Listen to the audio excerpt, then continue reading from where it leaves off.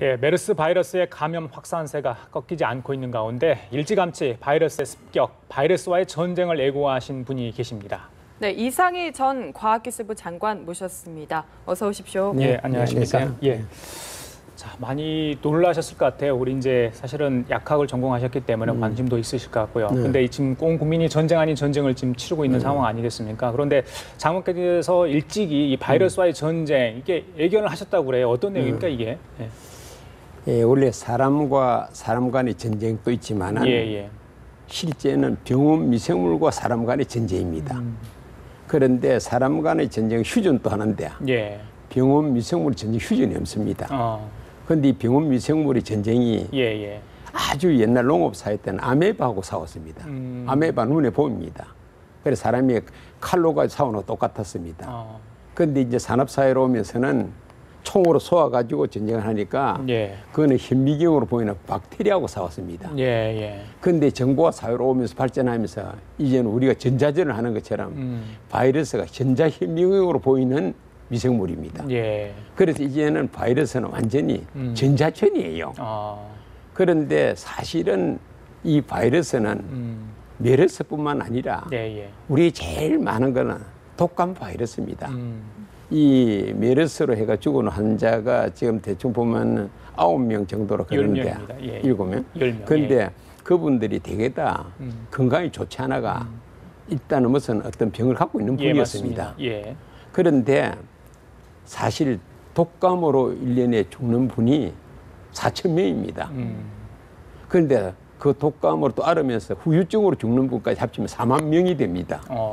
그에 비하면은 사실 메르스 바이러스 관련된 이 부분은 이 자체보다도 불안에 대한 공포증의 확산이 더 문제인 것 같습니다. 네, 저는 장관님이 이 영화를 보셨는지가 궁금한데요. 2년 전쯤에 나왔습니다. 혹시 영화 감기 보셨나요? 예, 봤습니다. 네, 어떻게 보셨는지 소감이 궁금한데요. 근데 거기도 보면 이제 영화라는 거는 관객을 끌어들여 좀 과장을 해야 되잖아요. 그렇죠. 요새 뭐 바이러스의 영화가 엄청 많습니다. 미국에도 보면은 변종 인간이 어떻게 하는가 하는데 결국 이 바이러스는 하나 특징이 사람 몸이 숙주 속에 뛰어 들어가서 RNA나 DNA 유전자를 활용해서 자기가 변이를 합니다. 그러니까 사람을 갖다가 다른 어떤 변종 비슷하게 바꾸기도 합니다. 그래서 이제 이게 바이러스가 무섭긴 한데 한 가지 제일 중요한 사실은 이 바이러스는 비교적 빌빌하는 약자를 공격합니다. 아주 튼튼한 사람 절대로 안 합니다. 그러니까 바이러스의 A는 비리비리하는 사람이다. 그러니까 강자는 절대 근처 안 갑니다. 왜냐? 그는 들어가 봤더니 자기가 마음대로 지배를 못하니까. 약자는 들어가면 자기가 지배할 수 있다고. 고열 감기처럼 할 수도 있고. 그래서 서로 우리의 제일 중요한 거는 이런 데 대한 정신적 불안증보다는 어떻든 바이러스도 결국 메르스의 여러 가지 확산된 형태다 있죠. 그러니까 지금 보면은 뭐 최근에 그 조류 독감도 있었죠. 더 거슬러 올라가면 홍콩 독감 있었죠. 더 거슬러 올라가면 5천만 명 죽었던 스페인 독감도 있고 있습니다. 그러니까 결국은 바이러스하고 이 전쟁이라는 거는 끝없는 전쟁입니다. 그런데 이제 제일 중요한 거는 이 전쟁이 발발된 원인이 지구도 큰 생물체인데 이 생물체 인간이라는 드라큘라성 바이러스가 붙어가 기름 빼내고 광물질 빼내고 계속 뽑아내니까 이게 드디어 병이 들었습니다. 그 병이 드니까 이제 그때부터는 급작스레 열이 나면은 혹서가 되고 한기가 오르면은 혹한이 되고 땀이 나면은 홍수가 되고 경련이 나면 지진이 됩니다. 그렇게 비유를 해주시니까 쉽게 전달이 되는데 그런데 이거를 갖다가 하려고 그러면 이게 모든 거는 사람도 병이 걸리면 우리가 배 키우고 항생제 등을 쓰잖아요. 그러면 죽어도 병이 드니까 원인균이 인간을 죽여야 됩니다. 죽이기 위해서 나타난 게 그게 병원성 바이러스라고 보면 되는 것 같습니다. 자, 장관님, 그리고 이 메르스 바이러스가 확산되면서 자, 공기 감염 이야기가 끊임없이 논란이 되고 있습니다. 근데 장관님께서는 이 병원 내 미생물 감염이 더 위험할 수도 있다 이런 이야기를 좀 하신 거 알고 있는데 어떻습니까 실제는? 근데 이제 병원에는 아까 이야기처럼 몸이 안 좋은 사람들이 모여 있는 곳입니다. 물론이죠. 그래 취약 지역입니다. 이 바이러스는 몸이 약한 취약한 곳, 또 그런 분들이 많이 모여 있는 곳을 좋아합니다. 예? 그러니까 이제 병원을 중심으로 이제 확산이 됐거든요. 그런데 지금 또 이게 병원에서 환자 데이터를 정확히 정리해가지고 체계적으로 할 것 같으면은 일반 국민들이 이렇게 혼란하지 않습니다. 그러니까 제가 아예 메르스뿐만 아니라 바이러스에 대한 민방위 훈련을 좀 해야겠다 했죠. 그게 무슨 뜻인가요? 이게 온 오프라인에서 다 민방위 훈련을 실시한다 이렇게 이제 병원 같은 데서는 오프라인으로 환자들에게 이런 증상이 있으면 미리 자진 신고하라. 또 의사들도 이랬으면 그 의료 데이터를 개방해서 공개를 하라. 이래서 하고 또 이거를 갖다가 국민 각 지역에 온라인으로 알려줘 가지고 그래서 그게 대응을 하게끔 하고 있죠.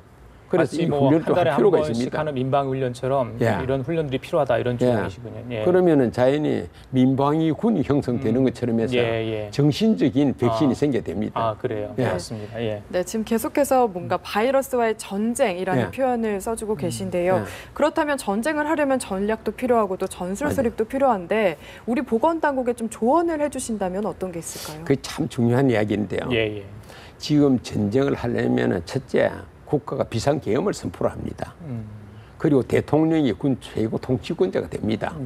그리고 불필요한 것에 대한 부분을 좀 배제시키고 거기 집중을 합니다. 그렇죠. 그래서 미국에서는 바이오 테러 방지법을 만들었습니다. 그거는 앞으로 바이러스를 가지고 테러를 하는 경우에는 불감다입니다. 지난번에 상동이 빌리 무너질 때는 비행기에 폭탄을 실었는데 이제 폭탄 대신에 바이러스, 비행기 대신에 바람을 실어서 보낼 때는 불감다입니다. 그래서 우리도 앞으로 이 바이러스에 관련돼서는 국가가 거기에 대한 대책을 해야 되는데 지금 이 보면은 국장이 바뀌면은 바뀌는 게 우리가 관치라 그럽니다. 장관이 바뀌면서 바뀌는 게 행치라 그럽니다. 정권이 바뀌면서 바뀌는 게 군치입니다. 이게 계속 바뀝니다. 그래서 법치로 가야 됩니다. 그래서 우리도 바이러스 테러 방지법을 제정해서 거기에 국가 체제를 어떻게 하고 거기에 민방위 훈련도 해야 되고 병원은 어떻게 하고 의사연은 의무부서가 어떻게 되고 이런 거를 구체적으로 정의할 필요가 있습니다. 그래요. 과장님, 이번 사태가 터지면서 의학계도 많이 놀랐다고 하고요. 지금 정부도 사실 초반에 허둥지둥하는 모습 보였잖아요. 지금은 조금 체제를 갖춰가는 것 같습니다. 그래서 장관들도 지금 이제 현장으로 막 내려가가지고요. 국민들 불안을 잠재우게 노력을 하는데 장관, 물론 보건복지부 장관이 뭐 최일선에 서 있기 때문에 그러는데 어떻게 좀 일사불란하게 움직여야 된다고 보세요? 사실 과기처 장관을 하셨기 때문에. 지금요. 지금 우리가 농업사회, 산업사회, 정보화사회 전 일종의 지식사회로 오면 전문가 사회입니다. 그러니까 전문가가 최소한도 철저히 보좌를 하고 위에 있는 분은 전문가 의견을 존중하고 가야 되는데 우리 사회에 보면은 비전문가가 전문가를 관리하는 사회입니다. 그래서 이게 우왕좌왕하는 것도 전문적으로 대응을 하면은 이렇게 문제될 게 없습니다. 이거에 하는 얘가 세월호 사건도 마찬가지입니다. 알겠습니다. 자, 그리고 사실 장관님께서는 이제 국회 사선분 아니셨습니까? 과거에 하셨는데 국회가 과연 제 역할을 하고 있는가? 어제 이제 그 메르스 관련해서 대책위가 그 공무원이라고 의료진을 불러서 한 7시간 동안 이렇게 질문을 했어요. 근데 통상적인 어떤 내용들, 보고 내용이었고 언론에 나온 내용들 위주였다 이러면서 좀 질책을 받았는데 과연 그분들이 현장에 있어야 할 분들을 국회가 잡아놓는 게 맞는가 이런 이야기가 있던데 지금 현 시점에 정치권에 어떤 역할을 좀 해야 한다고 보십니까? 사실은 행정하는 일선에 바쁜 분들을 붙들어서 하는 것보다는 국회는 이런 법을 만드는 하나의 일종의 특별위원회를 만들어야 됩니다.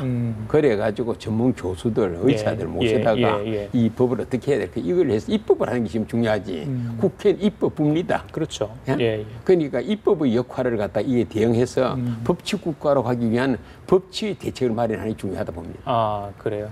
관련 대책을 좀 수립을 해야 되겠네요. 법적으로 그렇죠. 보완될 수 있는 부분들을. 그런데 이제 이 정치가 아무래도 보면은 인기를 먹고 살고 선거를 치러야 되니까. 그러니까 어떤 때는 보면 좀 3000% 빠지는 경우가 있는 거예요. 네, 끝으로 하나 더 질문을 드리고 싶은데 역사적으로 보면 바이러스가 나오고 백신이 개발이 되고 또 변종이 나오고 백신이 개발이 되고 이런 반복이 아닐까 싶은데요. 지금 이 메르스 관련해서 백신 개발은 어느 정도 진척이 됐는지도 궁금하거든요. 사실은요. 백신은 항원, 항체 간의 반응을 위해서 억제하는 건데 사실 바이러스는 수시로 변이를 합니다. 개가 말이 되기도 하고 소가 되기도 하고 이렇게 바뀌니까 그 백신이 거기 딱 들어맞는 백신 개발은 사실 어렵습니다. 그렇죠.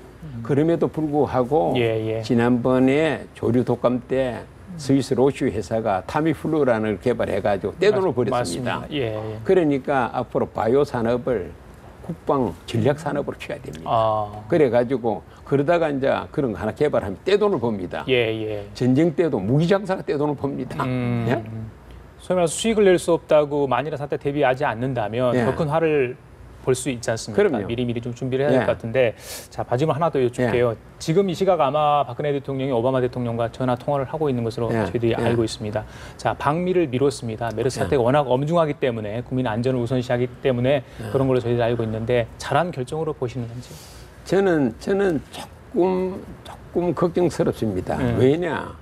사실 대통령이 그 참모진의 전략참모본부를 딱 만들어가 그 사람들이 대통령이 이야기하셨듯이 전문가의 정권을 주는 일이 중요하지 대통령이 여기 계시다 해서 하는 건 아닙니다. 그러니까 국제사회 방미를 안 하시면은 오히려 한국이 메르스에 대해서 엄청 어려움을 하는 기대에서 관광이라든지 한국 상품이라든지 이런 등등에 사실 지장이 많습니다. 그런 인상을 줄 수도 있다. 그렇군요. 알겠습니다. 자, 지금까지 이상희 전 과학기술부 장관과 함께 얘기 나눠봤습니다. 오늘 말씀 잘 들었습니다. 감사합니다. 감사합니다.